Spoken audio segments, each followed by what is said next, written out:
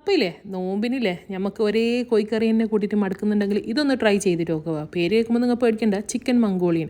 Marinate ചെയ്യാൻ എന്തുമില്ല, നമ്മൾ chilli ചിക്കനെല്ലാം marinate ചെയ്യുന്ന പോലെ തന്നെ. പിന്നെ ഞാനൊരു എക്സ്ട്രാ ആയിട്ട് ഗാർലിക് പൗഡർ ആഡ് ചെയ്തിട്ടുണ്ടായിരുന്നുവോ. അങ്ങനെ നമുക്ക് മാരിനേറ്റ് ചെയ്തിട്ട് കുറച്ച് സമയം ഒരു 10 മിനിറ്റെല്ലാം വെച്ച് കഴിഞ്ഞ് പിന്നെ ഇനി നമുക്ക് ഫ്രൈ ആക്കിയിട്ട് എടുക്കണം. കഴിയുന്നതും നിങ്ങൾ ബോൺലെസ് ആയിട്ടുള്ള ചിക്കൻ എടുക്കുന്നുണ്ടെങ്കിൽ നല്ല പാങ്ങിൽ ഇത് കിട്ടുമോ. ഫ്രൈ ആക്കിയിട്ട് ബാക്കി വന്ന ഓയിൽ തന്നെവോ ബാക്കിയുള്ള കാര്യങ്ങളെല്ലാം ചെയ്യുന്നുള്ളത്. വെളുത്തുള്ളി ഇഞ്ചി അരിഞ്ഞത് ഇട്ട് കൊടുത്തിട്ട് പിന്നെ ഈ സ്പ്രിംഗ് ഓണിയൻ്റെ തണ്ടില്ല നല്ല നീളത്തിൽ മുറിച്ചത് ഇട്ട് കൊടുക്കണം. പിന്നെ ക്യാപ്സിക്കാണ് ഇട്ട് കൊടുക്കുന്നുള്ളത്. എൻ്റെ കയ്യിൽ ഇപ്പോൾ 3 കളർ ഉണ്ടായതിനെ 3 കളർ ഇടുന്നത്. ഇതന്നെ ഈ കറിൻ്റെ മെയിൻ ഹൈലൈറ്റ് സ്പ്രിംഗ് ഓണിയൻ്റെ ക്യാപ്സിക്കത്തിൻ്റെ ടേസ്റ്റ് ആവോ.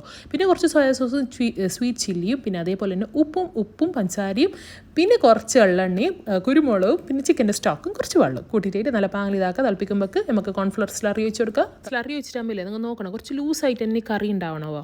അതിനായിട്ട് ബാക്കിയുള്ള ചിക്കനും അതേപോലെ തന്നെ സ്പ്രിംഗ് ഓണിയനിൽ ഇട്ട് കഴിഞ്ഞാൽ നമ്മൾ കറി റെഡി ആയിട്ടുണ്ട്. അടിപൊളിയായിട്ട് പൊറോട്ടൻ്റെക്കും ചപ്പാത്തിൻ്റെയൊക്കെ പോകുന്ന അടിപൊളി കോമ്പിനേഷൻ ഒന്ന് ട്രൈ ചെയ്ത് നോക്ക്.